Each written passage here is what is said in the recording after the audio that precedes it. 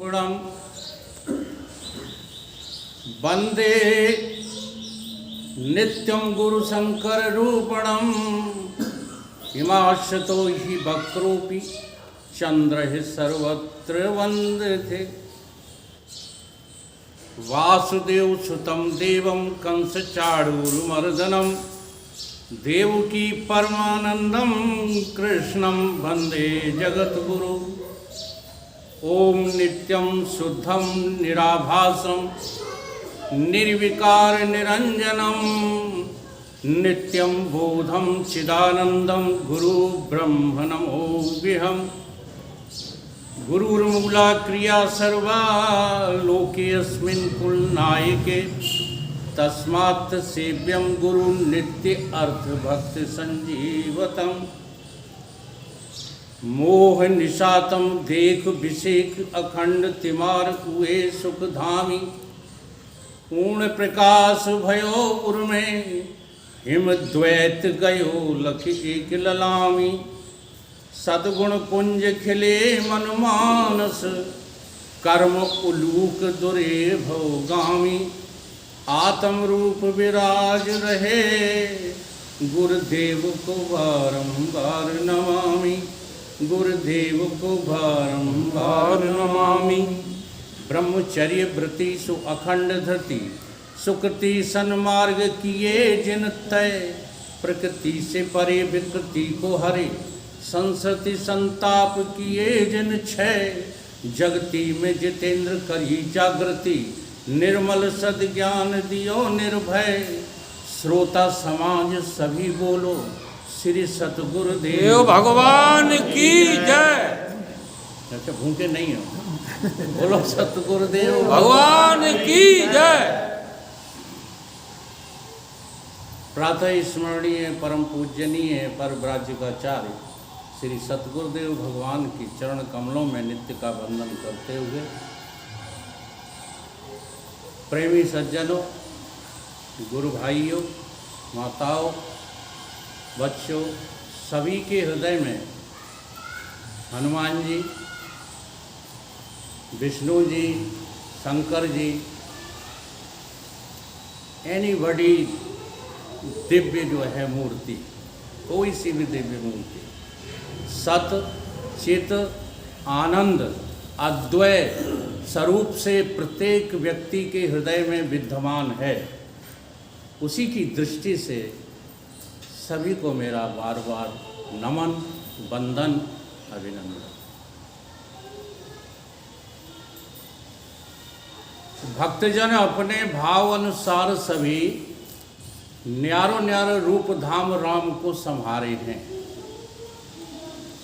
मुनिजन सतचित सुखरूप राम को लय चिंतन करके उर में विचारे हैं।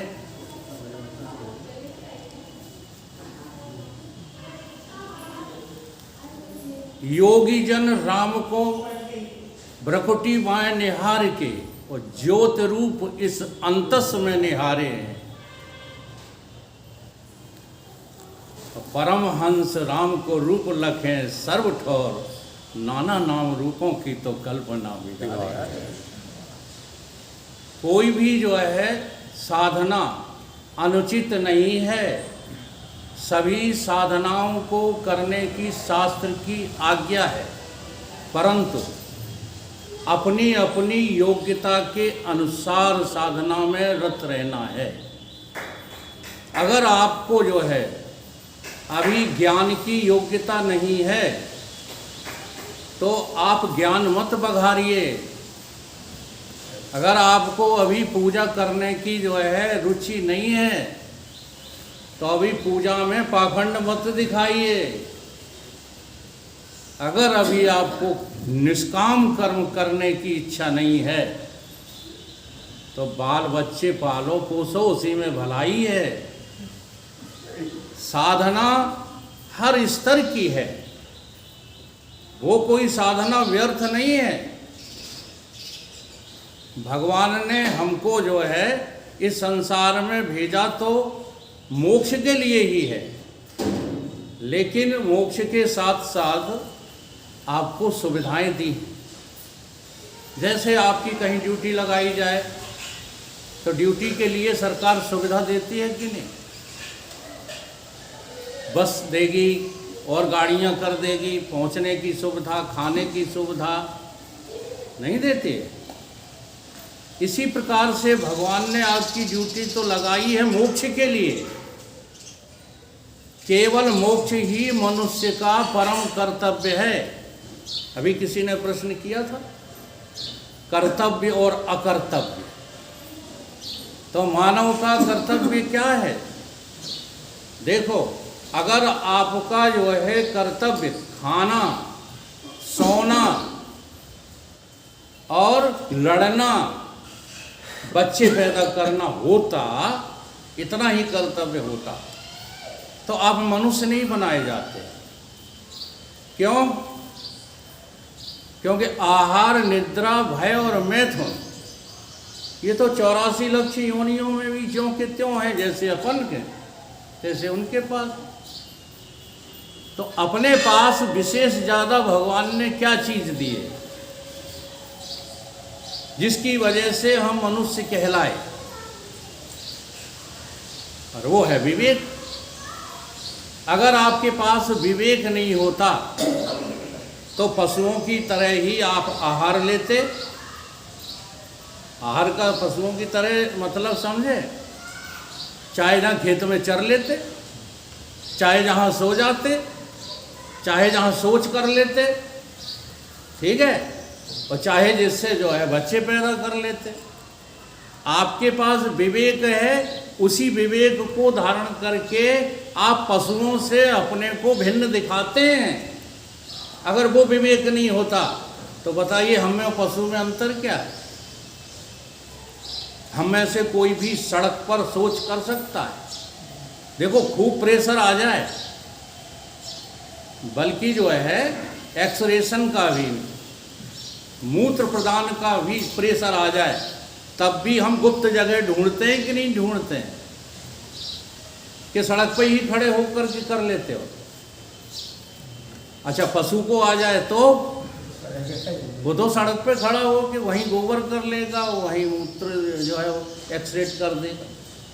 तो पशुओं से हमारे पास विवेक भिन्न है कि नहीं? खाने में, पीने में, चलने में, फिरने में, कमाने में, धमाने में, सब में हमारे पास विवेक अलग से है पशुओं की अपेक्षा कर। हम पशुओं के द्वारा कमा सकते हैं धन। पशु हमारे द्वारा धन कमा सकता है? बोलो। तो हम जो है श्रेष्ठ हैं। ये श्रेष्ठता किस बात को सिद्ध कर रही है? ये आपका जो लौकिक विवेक है ना, ये इस बात को श्रेष्ठ कर रही है, इस बात को सिद्ध कर रही है कि आपके पास एक विवेक और है जो सुप्त पड़ा हुआ है, जो सो रहा है। और उस विवेक को यदि आप जगा लें तो ये संसार के सारे कार्य करते हुए भी आप इन कार्यों में कभी भी मोहित नहीं होंगे, आकृष्ट नहीं होंगे। लेकिन वो विवेक सोया पड़ा है।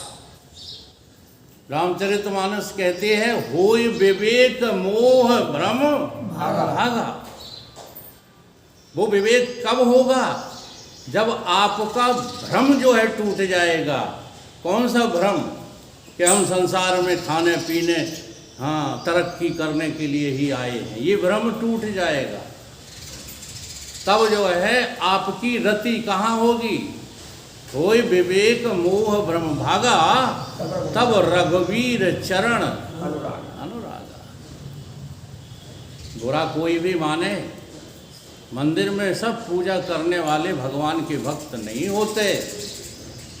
मंदिर तो भगवान का होता है, लेकिन पूजा करने वाले सब भक्त नहीं होते। क्यों नहीं होते? उसकी वजह क्या है? वजह ये है कि भक्ति उसको कहते हैं जिसमें अन्य किसी वस्तु से आसक्ति ना हो। हम भगवान के मंदिर में क्यों जाते हैं? जरा ईमानदारी से अपने अपने अंतःकरण का न्याय करें। भगवान के मंदिर में हम भगवान से कुछ ना कुछ मांगने जाते हैं, और जो भगवान से कुछ मांगने जाते हैं वो भगवान के भक्त नहीं हो सकते। क्यों? क्योंकि जो है जब हम किसी से मांगते हैं तो वो देने वाला दाता हो जाता है और हम लेने वाले भिखारी हो जाते हैं।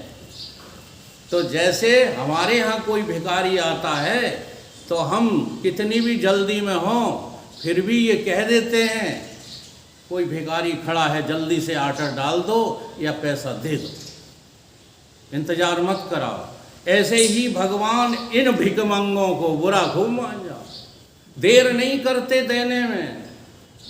तुम जो मांगोगे वो भगवान तुम्हें देकर तुमसे छुटकारा जो है पा जाते हैं। क्यों? क्योंकि वो समझते हैं ये मेरे को मुझे चाहता ही नहीं। एक बहुत अच्छा दृष्टांत है। एक बार शंकर और पार्वती जी जो है चले जा रहे थे। पार्वती जी बोली कि आप आज हमको अपने भक्तों के दर्शन कराओ। तो शंकर भगवान ने कहा कैसे भक्त के दर्शन करना है? बोले जैसे जैसे हो तुम्हारे सबके कराओ। तो पहले उन्होंने जो है एक ऐसे भक्त के दर्शन कराए जो बहुत ज़्यादा दानी था, बहुत धनवान था, ऐश्वर्यवान था और दान बहुत देता था। तो भिखारी का वेश धारण कर लिया और जाकर पंक्ति में लग गए।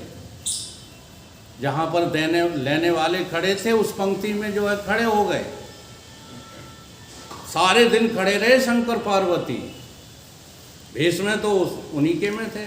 अच्छा, हम आपसे पूछते हैं यदि साकार भगवान आपके सामने आ जाएं तो आपके पास क्या चीज़ है जिससे आप पहचानोगे कि ये भगवान है कोई चीज़ पहचानने की कोई वस्तु है साकार भगवान को? अब आप कहोगे कि हनुमान जी इसी भेष में आएंगे तो हम पहचान लेंगे। तो मैं बता दूं ये विग्रह रूप कभी भी दोबारा नहीं होता। जैसे बहुत विचार की बातें हैं, जैसे आपका जो शरीर है, हमारा आपका जिस शक्ल का है, ये शरीर छूटने के बाद फिर दोबारा संसार में देखने को मिलेगी। ऐसे ही भगवान के अवतारों के विग्रह शरीर दोबारा उस शक्ल में कभी भी प्रकट भी नहीं होते। जी हाँ, ये तो भक्त की भावना है। अपनी भावना से वो उनको चाहे जो सा रूप दे करके जो सामने खड़ा कर लेते हैं। रामचरितमानस प्रमाणित है कि नहीं? जाके रही भावना राम की मूरत। अब जरा ध्यान दो इस बात पे, मूरत देखी कि भगवान को देखा। जी हाँ, और ये कहा है मूरत है कि भगवान है? देख लो, भगवान की मूरत है ये। सो भक्त के भाव के अनुसार बनती रहती है। तुम जिस भाव में विद्यते भावो न पाषाणे न मृण्मय देवो विद्यते भावो, तुम्हारे भावों में भगवान विराजमान है। इसलिए कोई माँ को भगवान देखता है, कोई पिता को भगवान देखता हो। मैं तो ये कहता हूँ कि जो माता पिता की सेवा करते हैं वही सच्चे साकार भगवान की सेवा करते हैं। और जो माता पिता को दुत्कारते हैं वो चाहे जितनी मूर्ति पूजा करें, चाहे जितने तीर्थ यात्रा करें, वो भगवान के भक्त हो ही नहीं सकते। क्योंकि संसार में साकार मूर्तियाँ तीन ही सिद्ध रूप से फल देती हैं। पितृदेवो भव, मातृ देवो भव, सतगुरु देवो भव। अगर इनको नकार के तुम जो है भटक रहे हो तो बड़ी गफलत में हो। पूजा दिन रात करो, ठीक है, गरीबों को सताओ, ये पूजा तो नहीं है। पूजा दिन रात करो, ठीक है, और राष्ट्र को खाने के लिए दौड़ो। नेताओं के कह दो क्या, नेताओं के जमघट देखो, स्टेजों से चिल्लाते हैं, जनता को गुमराह करें, खुद सत्ता लुप्त उठाते हैं, दौलत लूटें, रिश्वत खाएं और कदर करें मतदान की। हम नेताओं ने कर डाली बर्बादी हिंदुस्तान।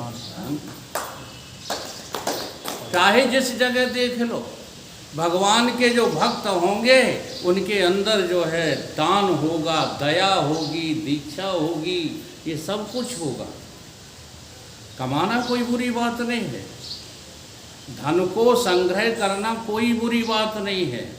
धन के संग्रह के लिए आज से 1000 साल पहले जो प्रक्रिया थी वही प्रक्रिया आज है। कौन सा उत्तम धन होता है, कौन सा मध्यम धन होता है, कौन सा निकृष्ट धन होता है कमाई के मामले में? उत्तम खेती। अब देखो, जब मैंने खेती कहा तो भाई साहब खेती तो अब किसी पे रही नहीं। प्रश्न खड़ा होता है, खेती तो अब किसी के पास रही नहीं, फिर उत्तम हम कैसे माने? तो खेती का तात्पर्य यहाँ खेतों से नहीं है, खेती का तात्पर्य है परिश्रम से। जो परिश्रम करके धन कमाते हैं वो धन कमाना पाप नहीं है, उत्तम है। परिश्रम से धन कमाया जाए, उत्तम खेती। मध्यम बंध, ये मध्यम कौन सा होता है? जिसमें झूठ बोलना पड़े। देखो, व्यापार तो कई तरह के होते हैं, व्यापार तो ऐसे ऐसे जो है नर्क में ले जाने वाले हैं। तुम कहोगे ये मध्यम है, तो वो मध्यम नहीं है। हाँ जी, जैसे गरीबों का शोषण करना, अब वकालत है, वकालत कैसे मध्यम हो सकता? ये तो बहुत निकृष्ट है। सर इस पर भी सुना देते हैं, क्योंकि इसको सुनाने में तो मुझे मज़ा आता है, क्योंकि मैं खुद वकील रहा हूँ। सरेआम इजलासों पर बदमाश बचाए जाते हैं।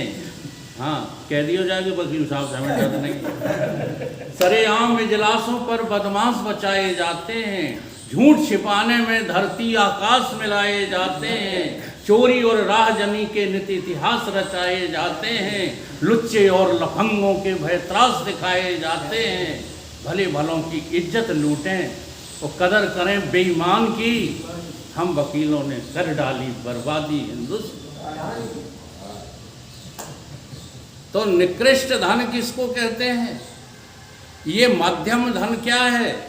आप मेहनत करो, कोई सा भी व्यवसाय करो, चोरी मत करो, उसमें छल मत करो, कपट मत करो, गरीबों को सताओ मत, अपना अपना हिस्सा सबको लेने दो, मेहनत करो, वो मध्यम है। उत्तम खेती, मध्यम बंद, अधम चाकरी। आज नौकरी की होड़ लगी है। क्यों लगी है नौकरी की होड़? इसलिए लगी है कि आज नौकरी में अकर्मण्यता छा गई है, काम न करना पड़े सरकारी नौकरी में। आज देखिएगा प्राइवेट स्कूल क्यों सफल हैं। प्राइवेट स्कूल इसलिए सफल हैं कि शासकीय स्कूलों में शिक्षक पढ़ाते ही नहीं। पढ़ाएं कैसे? तुमने तो शिक्षकों को जो है ड्यूटी पर लगा दिया है, वोट गिनो। तुमने तो शिक्षकों को जाने कहाँ कहाँ नष्ट भ्रष्ट कार्यों में लगा दिया, जबकि इनकी पदवी गुरु की पदवी थी। शिक्षक केवल शिक्षा देने के लिए होते हैं। हाँ, गाड़ी में बैल की तरह जोतने के लिए शिक्षक नहीं होते। लेकिन आज देखो, चाहे कि कोई सी भी गवर्नमेंट हो, बिल्कुल सही है, शिक्षकों को बैल बना दिया है। जाने क्या क्या काम लेते हैं शिक्षकों से। इसलिए शिक्षक भी बेईमानी पर उतर आया। उन्हें तुम हमसे व्यर्थ के काम लेते हो, हम भी घर बैठे तनख्वाह लेंगे, केवल रजिस्टर को साइन करेंगे बस। कोई बुरा नहीं है, न शासन बुरा है, हाँ, न सूरत बुरी है, न सीरत बुरी है। बुरा है वही जिसकी नीयत बुरी। अपनी नीयत को ठीक करो तो आज भी खेती ही उत्तम है। उत्तम खेती, मध्यम बंद, अधम चाकरी। जी हाँ, पहले जो है अनुशासन में रहना पड़ता था और उस अनुशासन को सब सहन नहीं कर पाते थे, इसलिए सब नौकरी भी नहीं करते थे, क्योंकि वो जानते थे कि ये तो अधम कार्य है, किसी की अर्दली में रहना। हाँ जी, अधम चाकरी और भीख निदान। भगवान के यदि भक्त हो, सच्ची बात बोल रहा हूँ, शास्त्र सम्मत बोल रहा हूँ, तो भीख मांग के खा लेना। किसी को शोषित मत करना, किसी के साथ अपघात मत करना, लूट मत करना, चोरी मत करना। शास्त्र कहते हैं कोई बात नहीं है, तुम भीख मांग करके भोजन करो। इसलिए संतों को भिक्षु कहा जाता है। संत कैसे होते हैं? मांग कर खाने वाले। इस घर में नहीं तो उस घर में। अब वो संत का अर्थ केवल यही नहीं है, ये है कि आज भेष की पूजा होती है तो कपड़ों के सहारे भोजन मिल जाता है। अब हम मांगने जाएं तो हमें नहीं देगा कोई भोजन, है ना। जान पहचान हो तो बात अलग है, बिना जान पहचान के भोजन कोई नहीं देगा। कहेगा अच्छा खासा जो है प्रोफेसर बना घूम रहा है, हाँ, भीख मांगने आ गया। तो भीख निदान, आप अपना भोजन जो है भीख मांग कर सकते हो, अगर आप भगवान की भक्ति में दिन रात लगे। तो भगवान की भक्ति क्या है? जगत की आसक्ति के त्याग का नाम ही भगवान की भक्ति है। अब वो चाहे तुम साकार की करो चाहे निराकार की करो, लेकिन क्रम वही है। जब आप साकार की भक्ति करने चलेंगे तो देखो भगवान शंकर और पार्वती अपने भक्तों के दर्शन करते हैं। तो पहला भक्त ऐश्वर्यवान, सारा दिन हो गया खड़े खड़े, शाम को नंबर आया तो बढ़िया कम्बल जो है एक 1500 रुपये वाला और एक पार्वती को एक शंकर को दे दिया और भरपेट भोजन दे दिया। शंकर जी ने जाने कितने आशीर्वाद दिए उसको। हाँ, अखंड जो है आशीर्वाद, अखंड ऐश्वर्यवान रहो। चले आए। अब बोले अब इससे भी अच्छे भक्त के दर्शन कराएं पार्वती। बोले करा दो महाराज। तो पहुँचे एक भक्त के पास, उनके पास कुछ नहीं था, एक जो है कुटिया थी, बाहर एक गाय बंधी हुई थी। उसी गाय से वो दूध निकाल लेते थे और उसी को पका करके अपना भोजन बना करके खा लेते थे। आज मेहमान के रूप में ये दो भिखारी आ गए, शंकर और पार्वती। तुरंत जो है भगत ने उनके लिए आसन बिछा दिया। अच्छा, वहाँ खड़े रहे धूप में, उस भक्त के यहाँ तो धूप में खड़े रहे, और यहाँ जो है गैया वाले भक्त के यहाँ आसन मिल गया बैठने को। प्रसन्न चित्त होकर दोनों लोग बैठ गए। बोले थोड़ा देर रुकिए आप लोग, मैं गाय को धो करके आपको भोजन कराता हूँ। बड़े प्रेम से जो है भोजन कराया। हाँ, पद प्रक्षालन किया, अतिथि देवो भव की दृष्टि से उनकी पूजा की, हाथ जोड़ के आशीर्वाद मांगा। तो अभी तो चुप रहे, जब चल दिए तो भगवान शंकर बोले हाँ तेरी गाय का भी जो है नाश हो जाए। पार्वती को बड़ा विस्मय हुआ। पार्वती कहने लगी कि महाराज ये तुम्हारी नीति तो हमें समझ में नहीं आई, बेईमान नेताओं कैसी। तो क्या कि जिसे जो है श्राप देना चाहिए उसे तो आशीर्वाद देकर आए हो। सारे दिन धूप में सताया उसने, शाम को कहीं खबर ली, और कितना प्यारा भक्त है, सब कुछ समर्पण कर दिया आपको, और आप कह रहे भाई गैया भी मर जाए। बोले पार्वती जी गैया ही तो हमसे मिलाने में विघ्न बनी है, समझ रहे हो, और ज़्यादा ये विघ्न भी हमने दूर कर दी। अब भक्त गए और भगवान का भेद खत्म हो गया। इसी को हमारे कोई वक्ता कह रहे थे, अभेद दर्शनम ज्ञानम, प्रत्यक्ष दर्शनम अभेद दर्शनम। ये जो बाहर का दर्शन होता है ये तो भेद दर्शन है। तुम कोई अलग हो, हम कोई अलग हैं, ये भेद दर्शन है। ठीक है, कभी प्रेम नहीं बढ़ेगा जब तक तुम भेद रखोगे। देख लो, तुम राजावत हो, हम भदौरिया हैं, कभी तुम एक हो सकते हो? राजावत रहेगा, भदौरिया रहेगा। ठीक है, हम जो है ठाकुर हैं, तुम ब्राह्मण हो, बने रहो, कभी एक हो सकते हो? कभी नहीं होगे। हम जो है कलेक्टर हैं, तुम चपरासी हो, बने रहो, कभी एक हो सकते हो? नहीं हो सकते। और पता लग जाए कि हम भी आत्मा हैं और तुम भी आत्मा ही हो, तो बोलो प्रेम ही प्रेम है कि कुछ और भी है प्रेम जगत में सार और कछु सार नहीं। अरे मन कर ले आत्मा से प्यार, दूसरा कोई प्यार। भगवान शंकराचार्य इसी बात को समझाते हैं। और थोड़ा सा जो है आपको वेदांत भी जो है कह दूं, ये तो मैं सिर्फ जो है बाहर बोल रहा था। मथित्वा चतुरा वेदान सर्वशास्त्राण तथा वही। भगवान शंकराचार्य कहते हैं कि सारे वेद शास्त्र उपनिषद और पुराणों का जो है मंथन किया, और मंथन करके हमने क्या पाया? सार वस्तु योगी भा। उसी का नाम गीता में योग है, सार वस्तु को पा जाना। जैसे मौसमी में बकला होता है कि नहीं, खांपे होती हैं, संतरे में होता है, लेकिन सार क्या होता है? रस होता है। वो छिपा रहता है कि नहीं छिपा रहता? सार। अच्छा, बीज में वृक्ष जो होता है वो छिपा रहता है कि उजागर होता है? छिपा रहता है। अभी हम आम की गुठली दे दें तो उसे आप गुठली कहोगे कि आम का वृक्ष? गुठली का है। लेकिन उस गुठली में आम का वृक्ष छिपा है कि नहीं? देख लो। अभी हम सरसों दे दें 2 क्विंटल, तो 2 क्विंटल में आप कहोगे कितना तेल मिल जाएगा? जितना भी हो क्वांटिटी आप जानो, कहोगे कि नहीं? तो वो उस 2 क्विंटल में तेल छिपा हुआ है कि नहीं? ईख में मिठास जैसे सेंधी में नमकपन, तिलहन में तेल और शीतलता ओले में।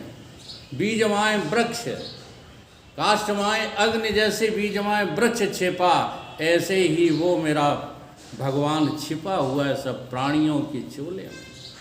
सबके अंदर वो छिपा बैठा, हृदय से अर्जुन तिष्ठति। अब उस छिपे हुए सार को हमें निकालना है तो मंथन करना पड़ेगा कि नहीं? अब बिना मंथन के जो है तुम सार वस्तु की तरफ बढ़ना ही नहीं चाहते, तो सार वस्तु जो पकड़ते हैं वो होते हैं भगवान के भक्त, ठीक। और जो असार वस्तुओं में उलझ जाते हैं वो भगवान के भक्त तो नहीं होते, हाँ भगवान को अपना नौकर जरूर बना लेते हैं। एक गलती कभी मत किया करो, हम अपने अपने मकानों पर बजरंगबली का फोटो लगा लेते हैं, ठीक है।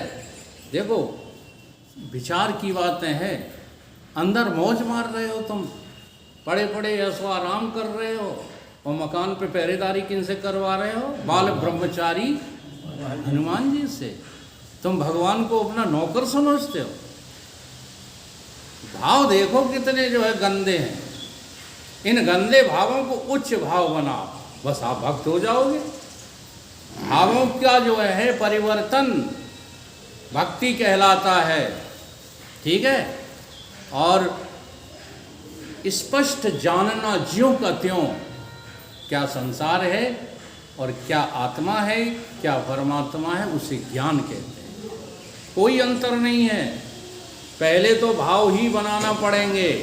अगर भगवान का भाव नहीं बनाते हो तो भगवान को जानने की जिज्ञासा आपके अंतःकरण में कभी भी प्रकट होगी ही नहीं। इसलिए सच्चे भावों में जीना सीखो, किसी के भी प्रति भाव खराब मत करो, सब उसी का रूप हैं। हमारे भीतर देखो कैसे छुपे बैठे हैं। गोस्वामी तुलसीदास जी कहते हैं, अहंकार शिव, तुम्हारे अहंकार के रूप में शिव जी छिपे बैठे हैं। अहंकार शिव बुद्धि अजि, और बुद्धि के रूप में ब्रह्मा जी छिपे बैठे हैं। अहंकार शिव बुद्धि अजि शशि मन, हाँ चंद्रमा छिपा बैठा है मन के रूप में। लक्षण बता दें, मन तुम्हारा टेढ़ा टेढ़ा चलता है कि नहीं? हमेशा मन कभी सीधा नहीं चलता, जी हाँ हमेशा टेढ़ा चलेगा। मन ही तो कहता है बहुत देर हो गई छोड़ो सत्संग। किसने कहा? मन ने। ये बहुत टेढ़ा है, इसलिए मैंने पहला मंगलाचरण में सूत्र बोला था, वंदे बोधमहिम नित्यम गुरु शंकर रूपणम इमास तो ही वक्रोपी चंद्र। चंद्रमा कैसा है? टेढ़ा। और मन कैसा है? तो मन का जो है असली स्वरूप कौन है? चंद्रमा। शशि मन और चित्त महान, चित्त कौन है? विष्णु। अहंकार शिव, मेरे भीतर जांच पड़ताल करो। अगर आप अपने अहंकार को तोड़ दो, अपने अहंकार